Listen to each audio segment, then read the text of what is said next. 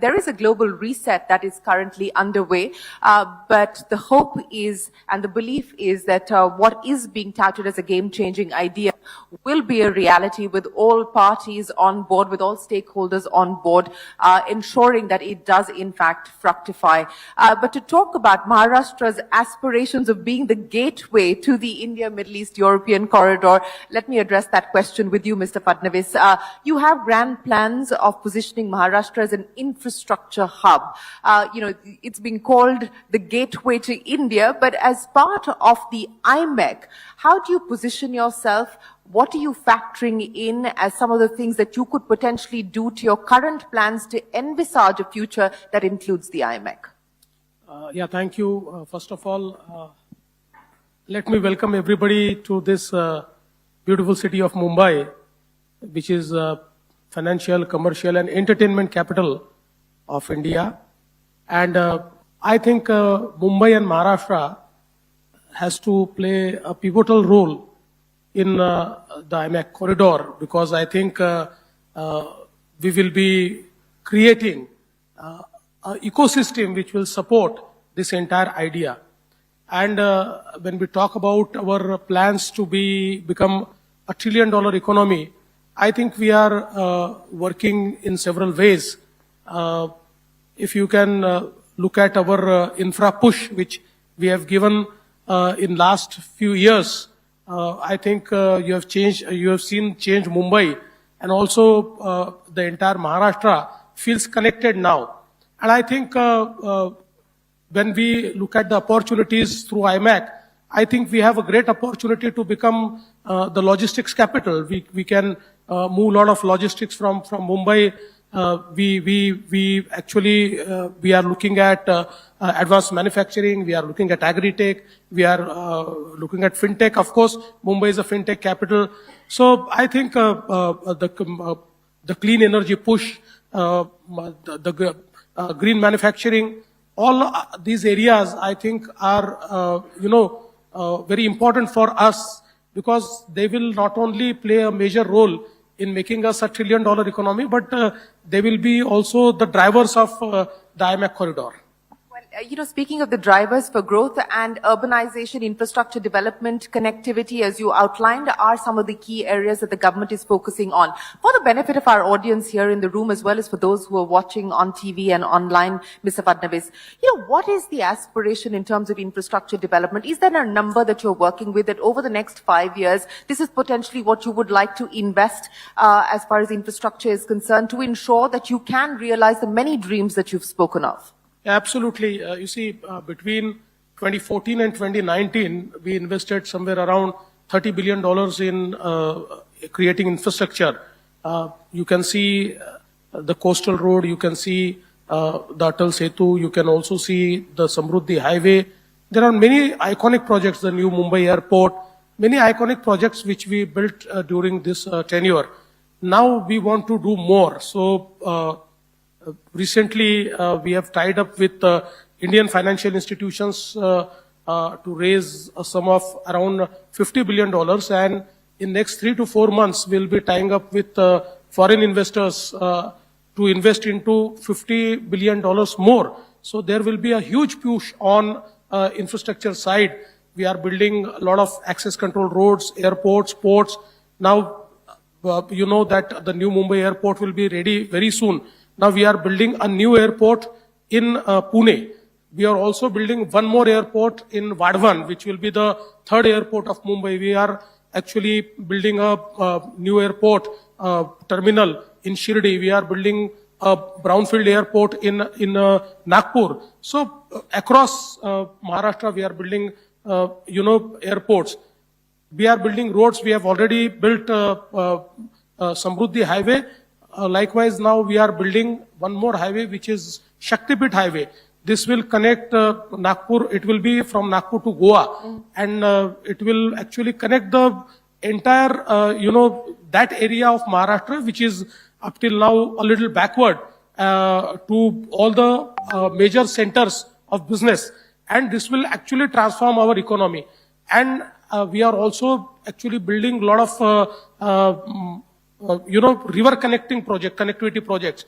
So actually If you look at Marathwada area, which is water stressed, in that area now we are building a river linkage project by which we'll be bringing 50 TMC water, the water which flows from west flowing rivers, which directly flows into the sea. That entire water will be brought to Marathwada and will make Marathwada drought free. Again, one more project which we are doing is more about urban floods. So we usually every year we have lot of floods in the area of Kolhapur and Sangli. This entire water we are bringing through diversion canals to Ujni and to Marathwada. So there are huge projects around water. There are huge projects around infrastructure, roads, ports, airports. Again, you know that we are building Vadvan, which is Vadvan is a game changer port. And you see today the biggest port of India is the JNPT port. It accounts for 60 to 65% of the container traffic. And this Vadvan port is 3 times bigger than JNPT. And actually on its day one, it will be amongst first 10 ports of world. So this port is going to change, the entire way we conduct the business. And we are also integrating entire Maharashtra with this port, because with the Samruddhi highway, we have actually brought 15 our districts connected to the JNPT port. So the port-led development is now actually expanding beyond Mumbai, Pune or Nasik to 15 new destinations. And now from Samruddhi, we are creating an access control road which is just 100 kilometers to this new Vadvan port.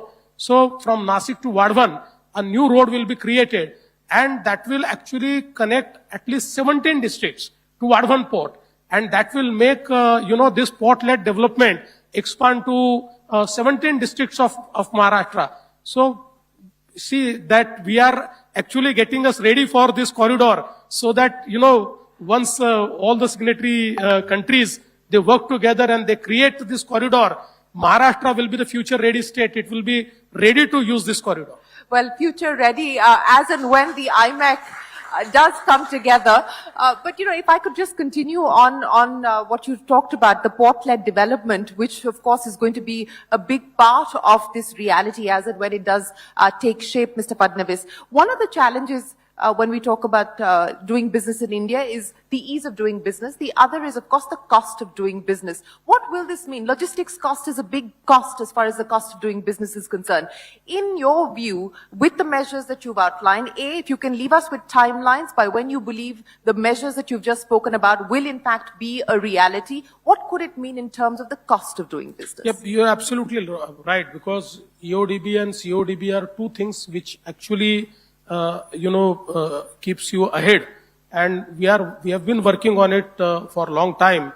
I mean, if you look at, ease of doing business initiatives taken by the state of Maharashtra during my first tenure, I think even the World Bank has recognized it, and the government of Singapore, which published one of its publication around ease of doing business in India, and they have put Maharashtra at number 1 in 2019.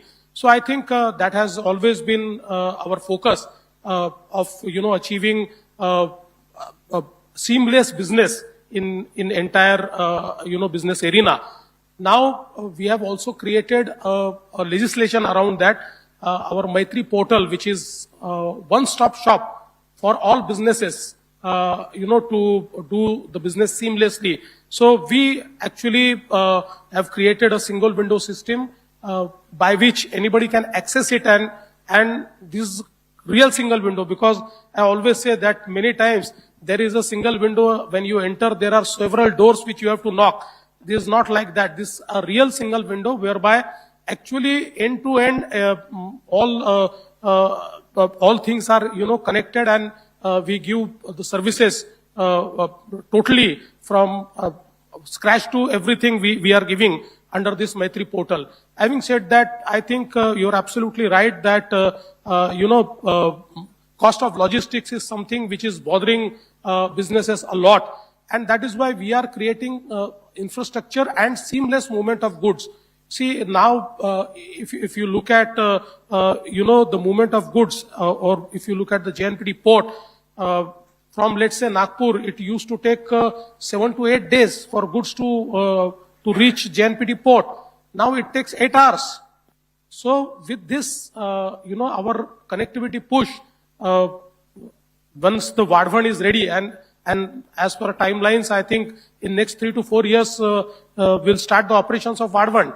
And once Vadhavan is ready, I think that will have huge impact on logistics, because today JNPT port is so jammed because it's the only big port which is handling on this side. And turnaround time, although it's a very efficient port, but still turnaround time is high. But once Vadhavan is there, then I think the turnaround time will be very less, and that will actually lessen the logistics cost. I think around that, if you look at the Pune airport, which we are actually creating, this is not just an airport, but it's also, we are creating a huge cargo handling facility at Pune, because, Pune is our manufacturing hub. Yes. And the entire manufacturing is done in and around Pune. So we are actually doing a cargo hub there. Our cargo hub will also be, one cargo hub will be created in Nagpur. We are doing it. And our new business magnet is now Sambhajinagar, where, the entire EV revolution has translated into action in Sambhajinagar. So you name it and they are there in EV. And they are also actually the connectivity to the Vadhavan port and the connectivity to the JNPT port is just 7 to 8 hours because of Samruddhi and because of the new corridor which we are creating. So I think a lot of things which we are doing will be adding up to, lowering the logistics cost. And when we started creating this Vadhavan port, I actually appealed to Honorable Prime Minister, and I requested him that we are creating a port. We are actually doing, a lot of reclamation there. So around the world, most of the efficient airports are reclaimed airports. So why shouldn't we build a new airport at Vadhavan? And he immediately agreed.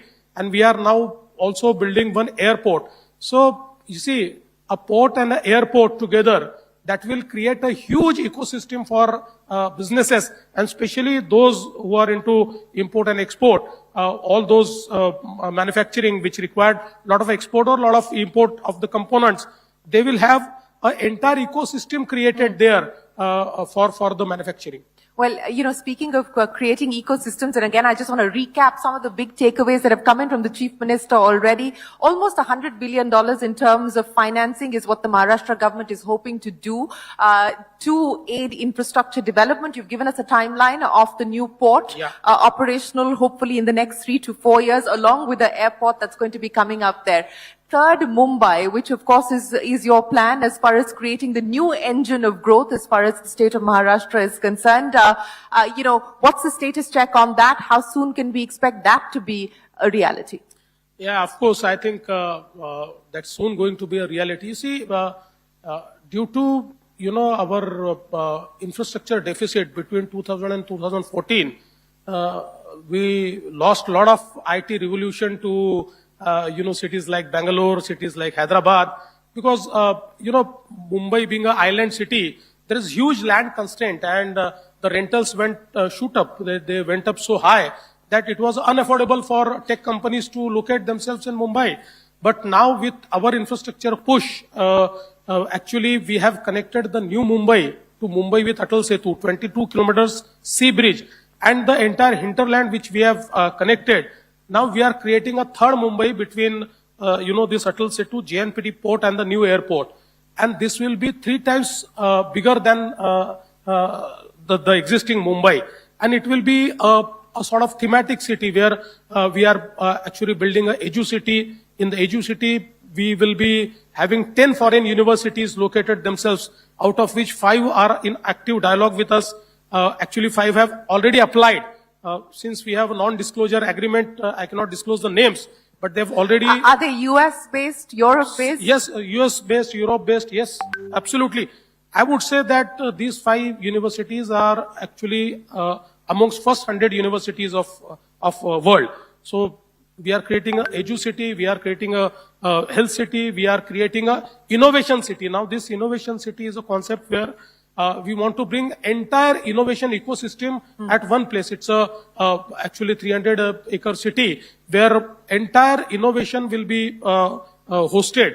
And Mr. N. Chandrasekharan of Tata Sons, he has actually volunteered to create a framework around this city. And now we are actually actively talking to many stakeholders. And the moment I announced it, who's who from global community has contacted me, and they have shown interest that they want to locate themselves in this city. So we are creating innovation city there. You see, New Mumbai and this third Mumbai is already the data center capital of India, because around 60% of our data center capacity is created in this New Mumbai. So I think that it will be a very exciting city where you'll see a lot of technology. And of course, the biggest benefit to this city is that, the rentals or the cost of, property is at least, 50% less than Mumbai. So it is affordable city. We lost all this IT revolution because of the rentals. Now, the entire real estate which is getting created there is affordable. And also we are creating a huge, ecosystem for GCCs at this third city. And having said that, we are not stopping at the third Mumbai.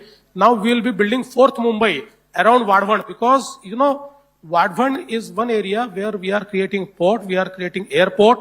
The bullet train also stops at Vadhavan, and our coastal road, which now, Bandra Versova we are creating, Versova to Bhayandar we are creating, Bhayandar to Uttan we are creating, from Uttan to Virar. So this entire western coast will be joined by the coastal road. So see the ecosystem which we are creating, that at one point there is a port, there is an airport, there is a bullet train station, and there is a road which is connected. And all this, the bullet train and this road, will bring you to Mumbai. Bullet train will bring you to BKC in 20-25 minutes, and this road will bring you to Mumbai in 40-45 minutes. The question is, when will it bring us to BKC in 45 minutes?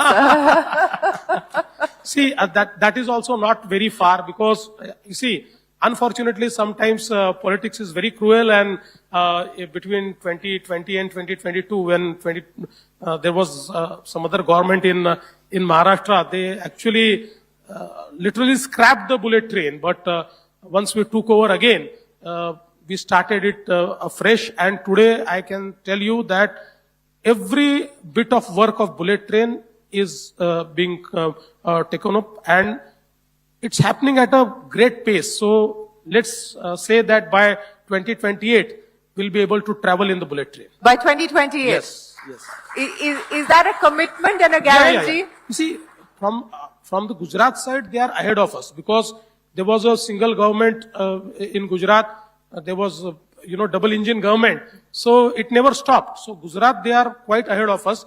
We are lagging behind, but I think now we have actually taken the pace, and we'll be able to do it by 2028. By 2028, we should see the bulletin being operationalized. That's a commitment here coming in from the Maharashtra Chief Minister, and that's going to be a big headline as well, Mr. Fadanvis. But you talked about losing out on the IT revolution because the land was not affordable, rentals were not affordable. Let me ask you this in the context of what we're seeing happen as far as other states are concerned. Your colleagues in the state of Andhra Pradesh are virtually giving away land for free.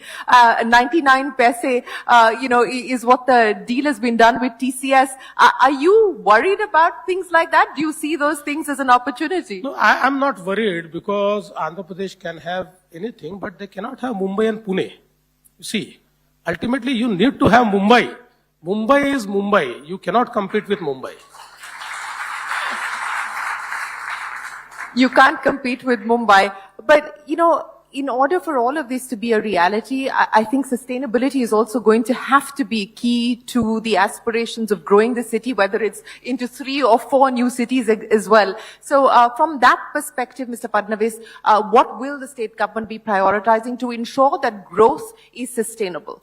Yeah, I think that's absolutely right because, when we grow, the biggest concern is energy because, one of the indicators of growth is how much energy do you consume. And today we are somewhere around, the installed capacity in Maharashtra is somewhere around 46 gigawatt. And by 2030, it will be around 82 gigawatt. So almost double. We have already started working on that. But I must tell you that in this capacity addition, the addition will be mostly the green energy. See, today our entire energy mix in Maharashtra is just 21% renewable and rest all is, from fossils. But by 2030, our 52% energy will come from renewables. So there's a huge push on renewable. By next year, by the end of 2026, by December 2026, our entire agriculture demand, which is around 16 gigawatt, will come from solar. We have already started, it is India's biggest distributed solar scheme, which we have started, Mukhyamantri Saur Krishi Vahini, where around 3,000 feeders are being solarized and already we have finished around 4,000 megawatt and by end of 2026 it will be 16,000 megawatt. So we are giving huge push to solar, to wind, to also PSP because of the Western Ghat we have a huge opportunity into pump storage. So we are doing pump storage. We are doing now we are working around green hydrogen. So I think on sustainability, especially when you look at power, we are doing a good work. And along with that, the second biggest polluter is public transport. So now we are actually transforming entire our public transport into green. We are using CNG, we are using EV. The biggest order of EV to all the EV manufacturers has gone from the state of Maharashtra. Actually, right now we have a huge requirement, but the manufacturers are not able to provide our requirement. So we are actually totally transiting our entire public transport. And again, because of the EV revolution which is happening in our country, I think that by 2030, even the private cars and the two-wheelers will be mostly EV, because now a lot of push is being given to EV, and the costs are also coming down. So I think on sustainability, it is our focal area, and we are doing it.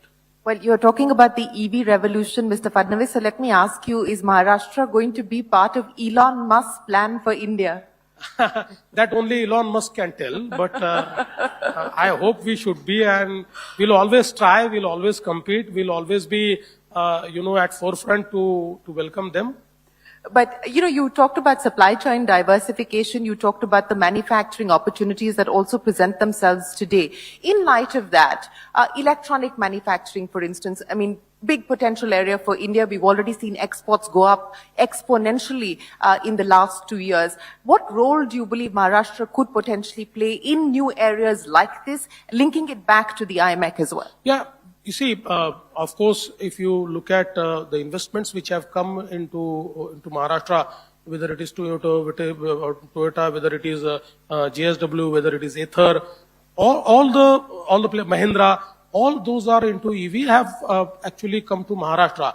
In fact, Maharashtra has become the EV capital, and basically with EV ecosystem and with our port capacity which we are creating, and with the entire seamless logistics plan which we have created, I think IMEC will be a game changer for us, for our EV plans, for our to become.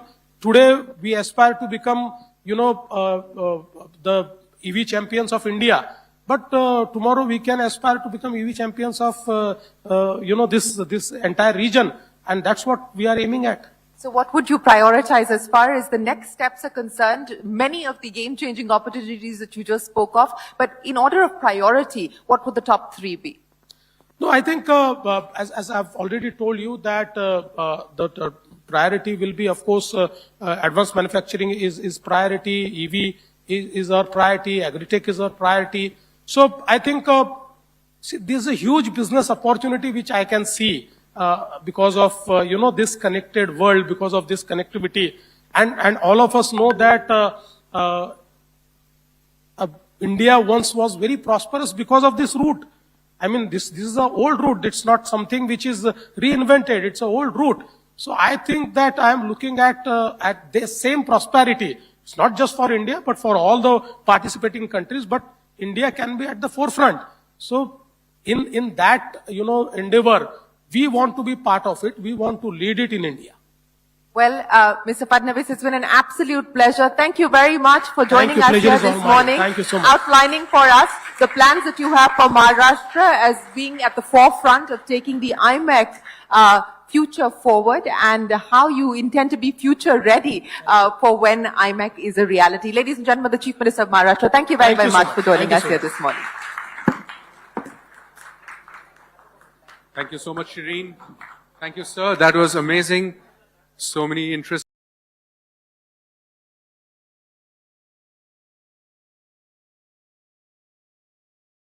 Atlanta! Atlanta! Atlanta, give it up again for our Senator, Reverend Raphael Warnock.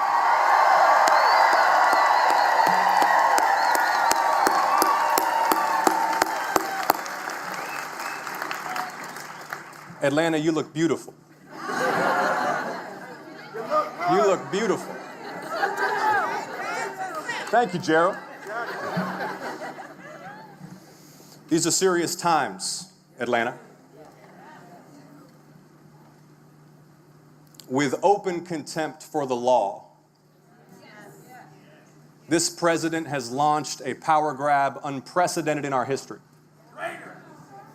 abusing his power and trying to poison our democracy with fear and intimidation. In his first 100 days, he set free criminals who did violence on his behalf.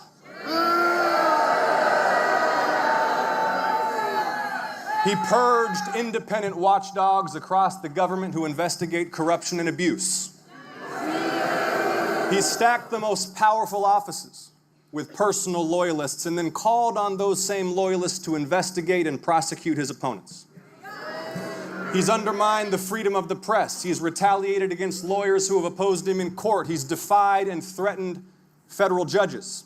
And he's given massive and unaccountable power to the richest man in the world who spent $300 million to elect him president of the United States.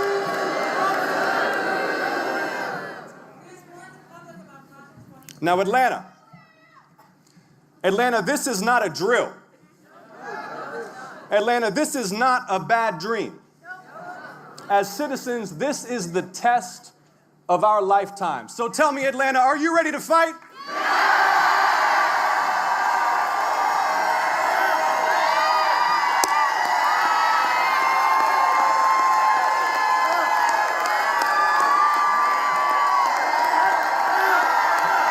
Let's go.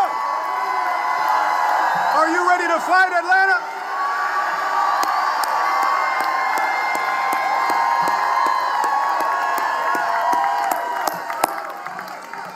It is truly wonderful to see you all here. And I'd like to ask, first of all, every veteran in the building, please raise your hands and be honored by all of us here. Thank you for your service. Thank you. Thank you. Thank you. Thank you. And please know that Raphael and I are both so grateful for every one of you, for your hard work, over so many years. So many years we've been working together. Take a moment and turn to your neighbor. Turn to your neighbor. Introduce yourself for a moment.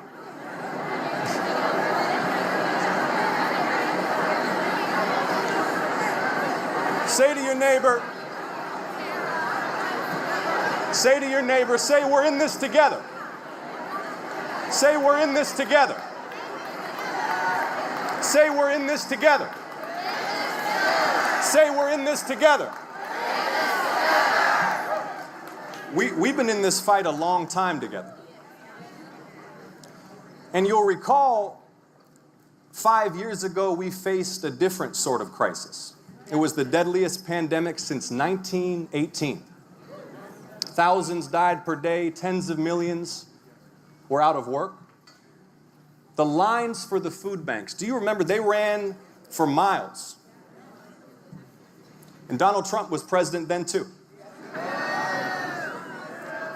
Thinking out loud about whether we should inject ourselves with bleach. You remember that? And at that moment of crisis, we held here in Georgia one of the most consequential Senate elections of all time. It was 2 for 1. 2 for 1. It was the Jewish kid and the black pastor running together with all of you alongside us. They said we couldn't win. Do you remember? But we built one of the most powerful movements in Georgia's history, and you picked me up and you picked Raphael up and you carried us on your shoulders.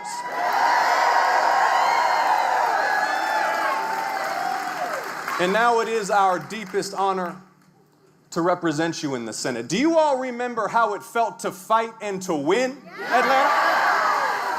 You remember, Bentley? Look, maybe right now you feel surrounded by darkness. You might be a little numb. You might be wondering if there's a way out. But Atlanta, we don't have the luxury of despair because there are so many counting on us. Children and pregnant women who rely on Medicaid. Veterans who have earned their care and benefits. Children in our public schools. Cancer